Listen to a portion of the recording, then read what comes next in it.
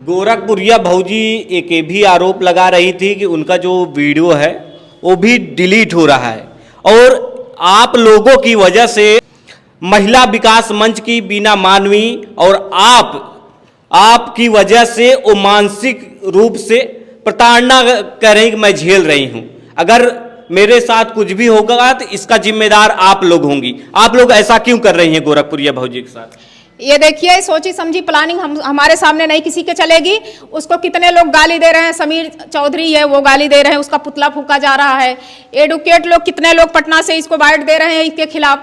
उसको पहले वो समझे, महिला विकास मंच को वो टारगेट करेगी। महिला विकास मंच उसको मिली है टारगेट करने के लिए। अपने अंदर पहले झांक करके देखे कि वो कितना गलत काम कर रही है।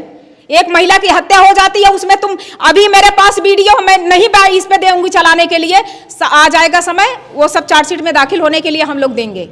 जो उसकी अश्लील वाली वीडियो और जो मालती को उस्का रही थी मारने के लिए, वो खुद अपने आप से जैसे जाल में फंसती जा रही है। वो पहले वाली वीडियो फिर से अपलोड कर करके वो सोशल मीडिया पे डाल रही है। गोरखपुरिया भौजी जब गड़हर घाट पर पहुंचती हैं तो वहां पर उनके कई कैमरे होते हैं, वीडियो शूट होते हैं, तो ऐसे में पत्रकार साथी होते हैं, उनसे सवाल पूछ लेते हैं कि आपकी वजह से मालती की जान गई है, क्या आप पर ये आरोप लग रहा है? क्योंकि जिस तरह से आप पर ये आरोप है कि आपने महादेव को एक प्लानिंग के तहत भगाया था, आपने उसकी टीआरपी ली थी।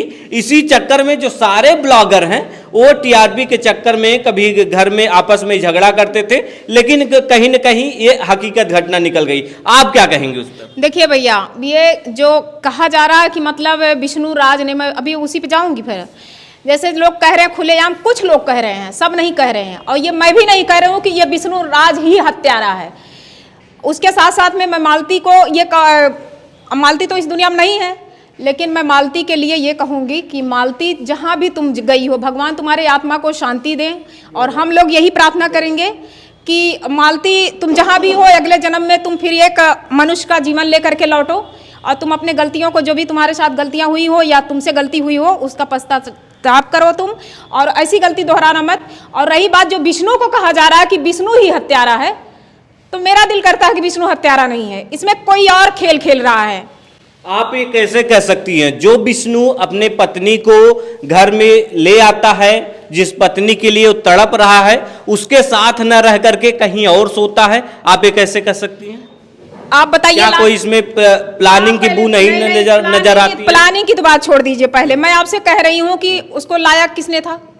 विष्णु लाया था। कैसे विष्णु लाया था? विष्णु को फोर्स किया गया था। आप पहले देखिए, ये सवाल उठ रही है हमारे यूपी पुलिस के ऊपर, इसलिए हमें और गुस्सा आ रही है कि हमारे यूपी पुलिस जो भी करती है वो पूरे डॉक्यूमेंट्स के साथ काम करती है। मैं भी काम कराई हूँ, मैं इसलिए बोल रही हूँ। मेरी यूपी पुलिस इतना फास्ट है कि वो ऐसा अन्याय किसी के साथ नहीं कर सकती है। उसको जबरदस्ती, जैसे लोग कह रहे कोर्ट से आई थी, कौन कोर्ट, कौन हमारे जज साहब जजमेंट दिए थे कि मालती को लिखा पढ़ी के साथ गई थी? वो कौन कोर्ट दिया था जजमेंट? एक लड़का गोलू नाम का लड़का है, वो उसमें गवाह बनता है। गोरखपुरिया है, उसमें पहले जब एप्लीकेशन में उसको सुलानामा करा करके भेजती है कैंट थाने पे, उसमें वो गवाह बनती है, और उसमें 2-4 लोग और होते हैं। उसमें पुलिस का हाथ कहाँ पे है? हमको ये जवाब दीजिए। आप लोग, मैं जनता से पूछ रही हूँ कि हमारे वहाँ के जो महूली थाने के SHO सर हैं, उनकी कोई गलती नहीं। अगर वो उनके नॉलेज में आई होती तो हम मानते कि हाँ हमारे SHO सर से कोई गलती, कोई चूक हुई है, तो मैं पुलिस का इसमें कोई वो नहीं दूंगी, दोष दूंगी। मालती का जो प्रेमी अर्जुन था, उसका नाम लगातार सामने आया है, कई सोशल मीडिया पर कई ऑडियो भी वायरल हुए। वहीं जब विष्णु की जो प्रेमिका, कथित रूप से एक प्रेमिका राधिका नाम की लड़की का कोई भी सबूत सोशल मीडिया पर नहीं आया, जिसकी चर्चा गोरखपुरिया भौजी भी कर चुकी थी। अरे वो गलत खुद है तो वो दूसरे का गलत मैं जैसे कह रही हूँ कि मालती जब जीवित थी, तो जब मालती कह रही थी कि मैं गोरखपुरिया भौजी को मैंने विष्णु के खिलाफ, राधिका के खिलाफ कोई डॉक्यूमेंट्स ट्रांसफर की थी, तो मालती अगर जिंदा होती तो उससे सवाल किया जाता, लेकिन वो मर चुकी है, इसलिए थोड़ा ये उलझ चुका है मैटर। जैसे ये वो लड़की के बारे में अगर तुम्हारे पास कोई एविडेंस था, कोई उसके खिलाफ तुम्हारे पास कोई ऐसा साबुत था, तो तुम उस समय दिखाए नहीं। और फिर एक आरोप ये लगा रही थी मालती की, मालती का मोबाइल विष्णु ने तोड़ दिया। चलो मानते हैं कि विष्णु ने तोड़ दिया, लेकिन गोरखपुरिया को तो दी थी ना वो मालती, और विष्णु के और उसके राधिका के खिलाफ। गोरखपुरिया खुद बोलती है कि 1 महीने पहले, उसके मृत होने से 1 महीना पहले मालती ने उसका डॉक्यूमेंट्स दिया था कि विष्णु के खिलाफ, राधिका के खिलाफ। अगर मालती का मोबाइल टूट गया था तो तुम्हारा मोबाइल तो है ना अभी, तुम्हारे फोन में तो उसका होगा ना, लाओ उसके खिलाफ, उसके ऊपर भी हम लोग कार्रवाई कराएंगे। राधिका जो है उसके ऊपर भी कार्रवाई करेंगे। एक भी एविडेंस उसके खिलाफ नहीं है। महिला विकास मंच, हमारी यूपी पुलिस उसके साथ कोई अन्याय नहीं होने देगी। वो बिना बाप की लड़की है, आज तक उसको भी टारगेट किया जा रहा है। कैसे मान ले हम, कैसे मान ले हम कि वो राधिका जो है गलत है? अगर वो गलत होती तो कहीं से भी एक पाल भी उसकी आ जाना चाहिए। वो बेबस महिला थी, बहुत महिलाएं उसके गोरखपुरिया के घर पे भी कई महिलाएं जाकर के खाना बनाती हैं, रहती हैं वहां पे, अपना सब समय व्यतीत करती हैं 1-1, 2-2 महीने तक।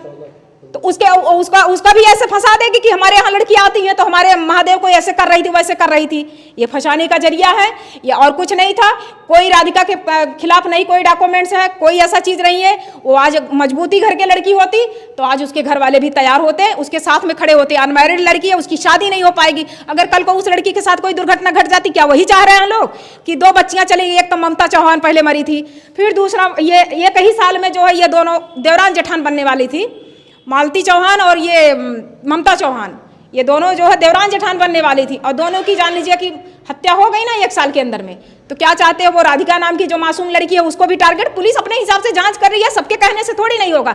गोरखपुरिया को टारगेट इसलिए जनता कर रही है, शुरू से आखिरी तक वो जो है कभी विष्णु को गलत कह रही है, तो कभी मालती को कह रही है, तो कभी मालती को चप्पल मारेंगे तो चिल्लू भर पानी में डूब के मर जाओ, क्या क्या नहीं बोली है। सब वीडियो मेरे पास है, बताइए। अंत में क्या, चलते चलते क्या कहना चाहेंगे? मैं यही कहूंगी कि मेरे यूपी पुलिस के ऊपर भरोसा है, और हम लोग भी बराबर बात कर रहे हैं। और जो लोग को गलत लग रहा है कि महिला विकास मंच ऐसा गलत कर रही है, तो मेरे अधिकारी से वहां जाकर के, मैं जनपद अम्बेडकर नगर में बैठ करके मैं बोल रही हूँ, महिला अध्यक्ष महिला विकास मंच की, जाकर के अधिकारियों से पूछा जाए कि मेरे नंबर से फोन गया है कि नहीं गया है। हर रोज दिन, हर प्रतिदिन मैं उनको मोहली थाने पे कॉल करती हूँ, एसएसपी सर को कॉल करती हूँ, गोरखपुर से लेकर के संत कबीर नगर तक। आज भी मेरा विधायक सर के मोबाइल पे फोन गया था, बात हुई है। हमेशा हम लोग सो नहीं कहते हैं तुम लोग के तरीके से, और तुम लोग में हम लोग में बहुत जमीन और आसमान का फर्क है। बहुत बहुत धन्यवाद जी। अभी हम खास बातचीत कर रहे थे सितिमा जी से। सितिमा जी महिला विकास मंच की अम्बेडकर नगर की जिला अध्यक्ष हैं। राष्ट्रीय अध्यक्ष मीना मानवी पर जिस तरह से आरोप लगा रही हैं गोरखपुरिया भौजी और सितिमा जी पर, इस पर हमने राय जानने की कोशिश की। फिलहाल आप क्या सोचते हैं, हमें अपनी राय कमेंट बॉक्स में जरूर बताइएगा।